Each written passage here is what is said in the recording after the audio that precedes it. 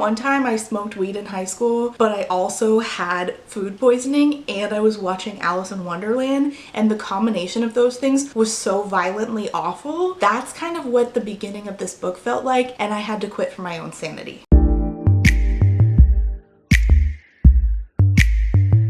Hi, my name's Rachel, and today we're talking about all of my 2021 DNFs, of which there are a lot. Last year, I said to myself, whatever does not serve you, let it go. And I did several times a month. I actually have a whole folder on Goodreads called 2021 DNFs, which was the successor to 2020 DNFs. A bitch really said no in 2021. I really did. It is the 9th of January, I believe, and we have no DNFs so far. And I have a 5-star this early in the year. Wow, who knew? Not me. So I have 18 books to talk about. Let's start at the very beginning. So the first one that I DNF'd was Spin the Dawn by Elizabeth Lim. This was pitched as Mulan meets Fashion Runway. Is that the show? And it was kind of that at the beginning. Girl goes and steps in for her brother to compete in this magical tailoring competition at the Capitol with a magical pair of scissors, which was fine. It's just that I was so bored.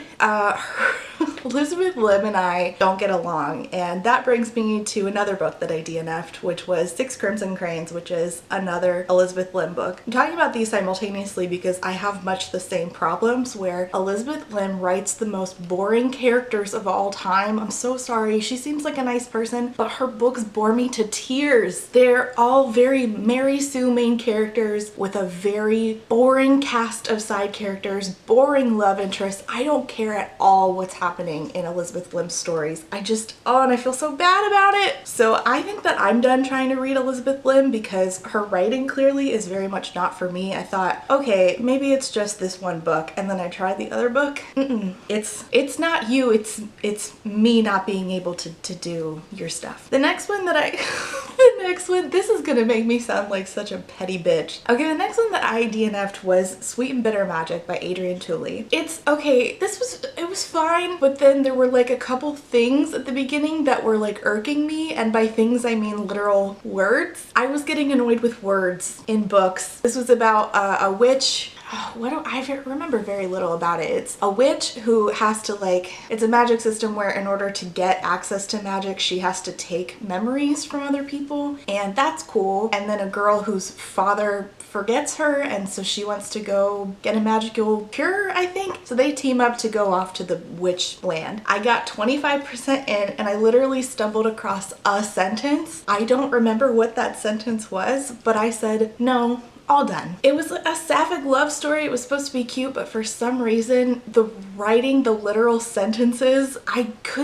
just was feeling so irked and petty, and I recognize that that's all on me and not the author, because I don't even remember what she said that irked me, but I was done, which is sad because the cover's really pretty, and I liked the magic. That was cool. The next one, I feel bad about DNFing, but it's Girl, Woman, Other by Bernadine Evaristo, and this was a case of the audiobook does not work for me. The narrator was extremely monotone, and this was told in like a generational story of 3 women, I believe it was, and it read more like a textbook and nonfiction that I don't like because of the narrator. So I ended up giving up on it, and I was having a hard time remembering anything because I was having such trouble with the narration. So that was a no. I might come back to it, but the narration was so bad and the reading experience was so bad because of it that I'm trying to put a lot of space between myself and this book before coming back to it. Oh, the next one.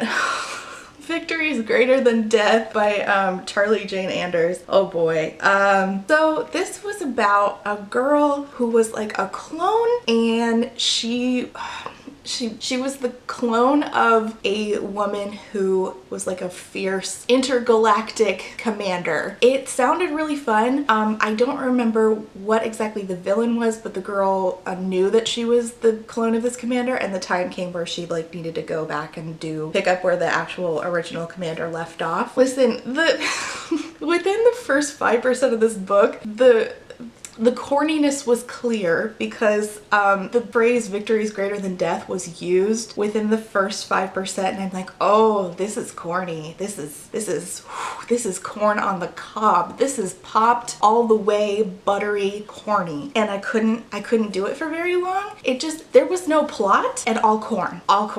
We didn't really do anything, and I hit 50%, and I was like, oh shit, nothing has happened, and I'm rolling my eyes at this because it's so corny. And I was really hoping for more action. I thought it had a really beautiful cover. There's not enough purple covers, and I was like, what? We are in space and we are doing nothing. We're just picking up kids to try to, you know, have like crew for this mission that they're going on. And I appreciated what it was trying to do, which was like have a lot of representation in sci-fi, but I really wanted a plot too, not just characters, not just a cast of characters not doing anything. And so I quit. The next one, and I know that this is kind of like an unpopular opinion, but I DNF'd These Violent Delights by Chloe Gong, and it was because I was not jiving with the writing. I might come back to it, but I've heard really bad things about the second book, so it's very low on my list of priorities. The problem was, like, I remember very distinctly that she would introduce a character and then just have a huge dumb paragraph explaining who this character was, and I'm like, there is a way to do this where it is woven throughout the story very seamlessly and you feel like you're getting to know these characters without like hitting, okay, character profile, all this information, download the information, moving on. And it just did not work for me, and it was taking me out of the story, and I was not remembering what I was supposed to remember because I just don't absorb information that way. So I quit. I might come back to it. I don't know. Maybe. Who knows? These are out of order. God damn it. Okay, the next one was Tell Me My Name by Amy Reed. Yeah, it was a gender flipped Great Gatsby, and honestly, I don't know why I applied for an arc of this, but I got to 50% and I thought that everything that was happening was so incredibly stupid, and then I realized, oh, I think I hate The Great Gatsby. I think I hate that. I remember hating it in school, and I think I hate it. And everything was just really pretentious, and I was like, this obviously, The Great Gatsby retellings are not for me. That's a thing that I realized. So it just, the writing was very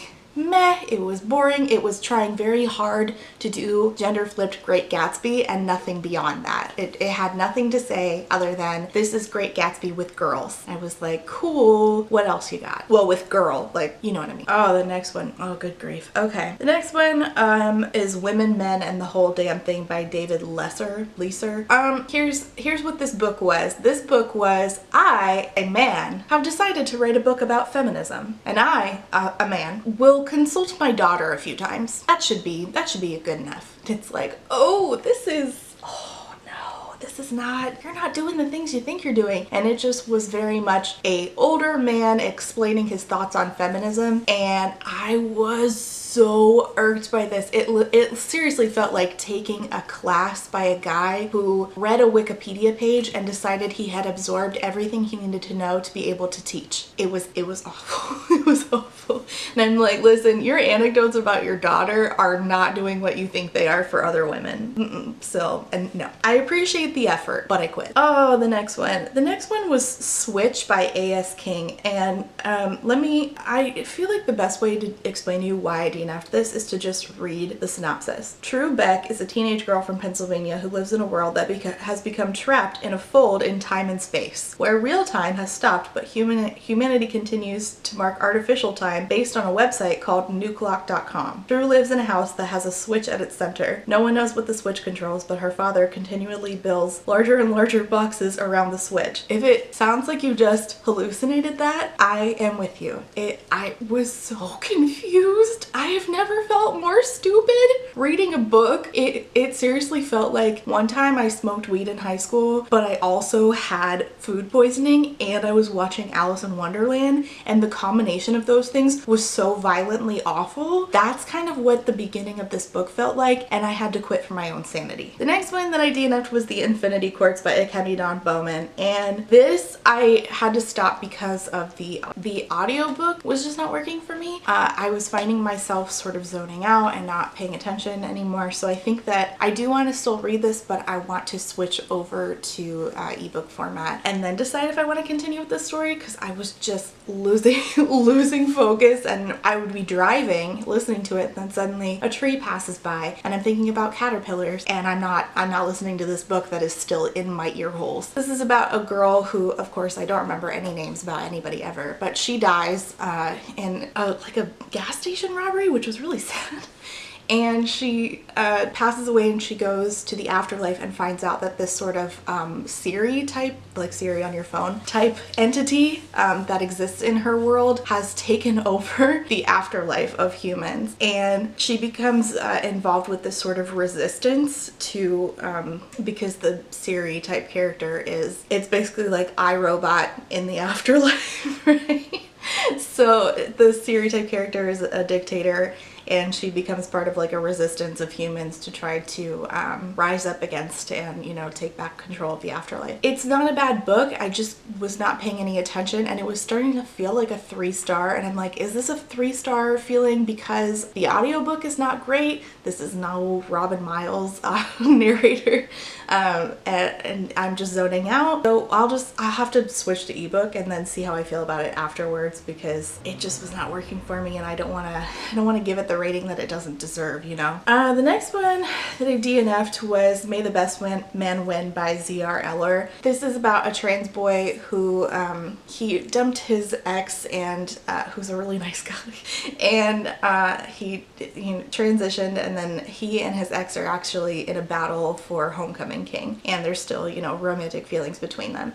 So I DNF'd this because, again, the narrator was not working for me, and the narrator was making me dislike the main our trans boy main character. The way that he was narrating him was making him like sound unnecessarily catty, that I think if I read it on ebook without the narrator's influence over me, that I would sort of feel better about the reading experience, because I don't want to like assign certain like qualities to a character that you know how like when you say things in a certain tone that they sound, there's cat hair all over me. You know how when you say things in a certain tone they sound different? That is the experience I was having with this audiobook, where I'm like, well, I think if he had said that, if he had narrated that differently, then I wouldn't be feeling so like, oh, that's okay.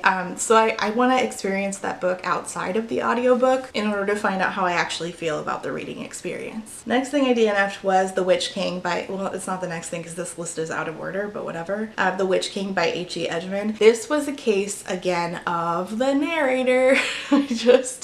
But it was similar to the Infinity Courts rather than May the Best Man Win, where they were just not holding my attention. It's about a trans guy who's living in the real world, but then his fiance shows up and is like, hey, we're supposed to get married, and they go back to the Fae world with his sort of foster sister. It's just about like, you know, the politics and the magical creatures that live there, and, you know, the cast of characters. But I was zoning out real hard.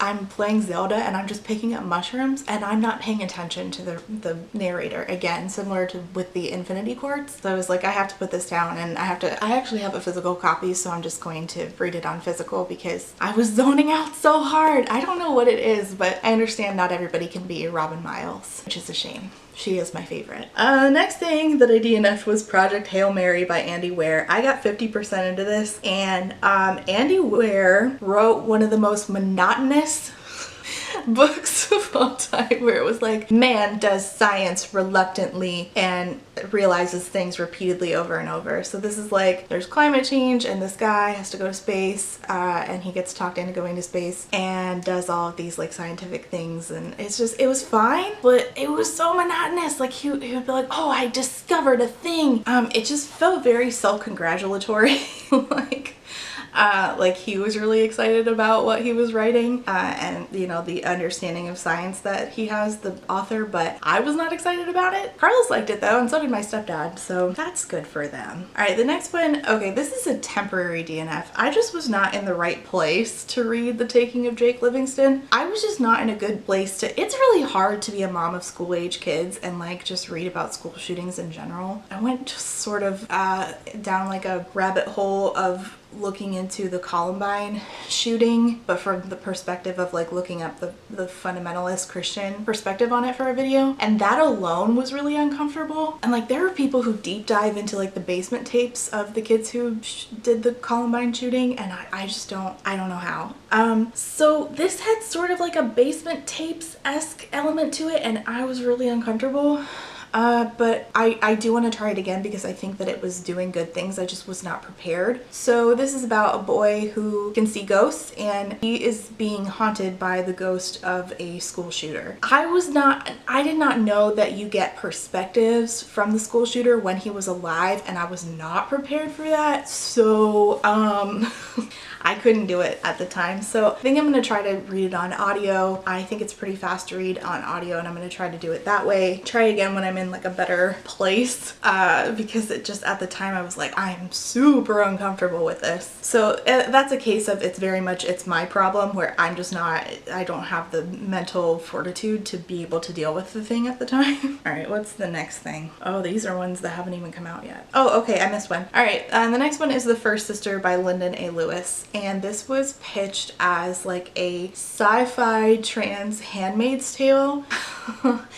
And I was so bored, and I just did not, I literally was reading this and I'm like, when is this gonna get good? And it just didn't. The only thing I was interested in was one of the perspectives was from a person who is like the best friend of one of the main characters. You get dual POV, and they're supposedly a traitor, and you're seeing their perspective but in letter form to our main character. And then our that main character is a soldier, and the other main character is this girl who is, I think she was sort of like a sex worker. It wasn't really clear, and her patron abandoned her, and then she was sort of like fed to the wolves on this ship she was on. It was a little confusing, to be honest, and way more politics than I was ready for, and I just kind of wanted to know what was happening to the person who apparently was a traitor.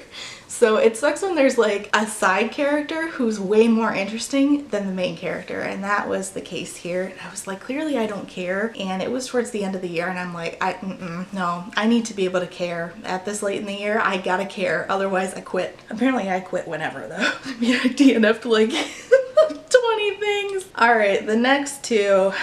So the next two are actually not out yet. So the first one is A Magic Steeped in Poison by Judy Lin. Oh, I feel so bad about this. I really wanted to like it. So I got to 50% in this. It had a really cool idea, which is it's supposed to be like the Hunger Games. No, it's supposed to be a magical tournament, but it's not. It's not a magical tournament, and it was supposed to have like a lot of mythology, but I felt like that very much took like not just a back seat, but like a back of the 18-wheeler seat. Like it just was way not as involved as I thought, and the magical tournament was basically non-existent. So the first round of it, the main character does not get to compete. The second round, I think she passed out. I didn't even get to the third round, which was going to be like the final one. I was like, she never even competed. So the main character's mom was killed, and her sister is dying, so she goes to compete in order to be able to ask the princess for a favor. It was very much just about like court politics that I did not care about at all, because I was sold on the idea that this was a magical tournament, when in fact this is very much about like a girl like scooting around the castle doing some politicking.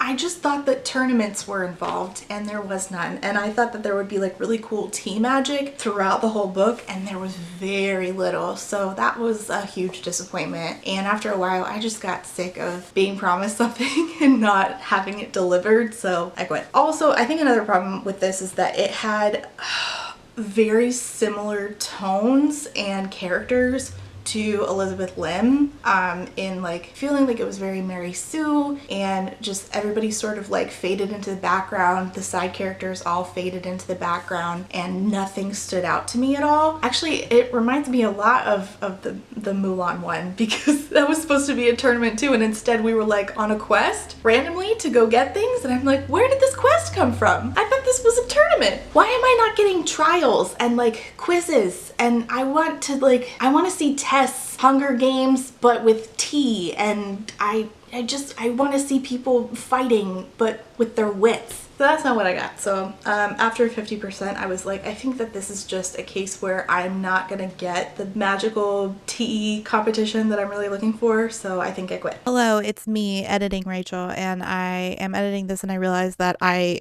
forgot one because they were all out of order. So this one kind of got lost in me scrambling to say them in order. So one that I DNF'd that is pretty highly anticipated, I had gotten an e-arc of NetGalley, Portrait of a Thief. I was really excited about this because this was supposed to be a heist that's also talking about imperialism, colonization, and art theft, and stealing back what is rightfully belonging to certain cultures. And it's about 5 people who are supposed to do these heists, and they, do them successfully. They get a certain amount of money. While I really love heists, and I loved the shout outs to Ocean's 11, which is one of my favorite movies, in the book, I DNF'd at 50% because I cannot tell you why 4 out of 5 of these people were willing to do this heist. I do not know. It was not made clear. And part of the reason that I love heists is because you're very clear on why each person individually is engaging in such a dangerous activity beyond just money. And I can't tell you why a single one of them outside of Will, which is our first main character that we get introduced to, wanted to do this heist. And at 50%, I was like, we've only done one part of this heist, and I don't know why any of our main characters are engaging in this activity. I'm very confused, and I didn't really feel like it set out and did what the synopsis said it was going to do. So I decided to DNF, and I look forward to hearing reviews from other reviewers after the finished copy comes out, but I felt like I was not going to do any good by finishing and reviewing this book, so I gave up on it. And the last one, I was so mad about this. Okay, so here's the thing about One for All by Lainey Lainoff. Everything about this was so incredibly dull, except for the main character talking about fencing, explaining about the, so pot syndrome is something that the author has, and it's something that the main character has, and I think that that was beautifully done. But literally everything else about this was a miss. It's supposed to be a Three Musketeers retelling. Main character's father dies and she's trying to solve like the mystery of who did it, but she's also under enormous pressure from her mom to get married, so she goes off to this finishing school essentially. But it turns out that the lady who runs the finishing school was friends with her dad, and she's like, oh, I'm gonna make you a Three Musketeer or a Musketeer. And there's other girls at this finishing school who are also learning to do the same thing. So they're essentially spies and secret women soldiers. That sounds really cool. Nothing was happening. So they were just having like a lot of conversations, and she was talking about, oh, I just feel like really left out and I'm not a part of this. And I know that there were 3 other girls at the school. I could not tell them apart at all. I don't know. There was nothing distinct about any of them. So how it was supposed to come together that they were like these 4 unique girls coming together as one, as a team, as the 4 Musketeers to, do it, just that was not happening. And instead I was very bored, and the writing was very subpar, just very subpar. It felt like a second draft to me. Like, it was not polished, and I'm like, what is this? What is this? This is not what I was sold. I really love the Three Musketeers. I grew up watching Three Musketeers movies with my dad, so I was really looking forward to seeing a gender bent version of that, and instead it was just like a lot of dialogue between people who I couldn't tell from Adam, and I didn't understand like how we went from murder mystery to nothing. Like, there was no murder mystery. Nothing was happening. It was just finishing school where they were all having conversations, and she was like, man, I feel left out of these conversations. Why? They're literally talking to you. I was just no. It needed another round of edits and readers before it was ready, and it didn't. I think that it does make great strides for representation for chronic illness, but it just outside of that, it didn't do anything else, and the writing was so subpar that I'm like, this is a huge disappointment, because this could have been like one of my favorites of the year, especially with it being a gender bent Three Musketeers. Anyway, that's everything that I DNF'd in 2021. Let me know if these are your favorites and I just shadow over them. I hope you enjoyed this video. Thanks for watching. See you next time. Bye!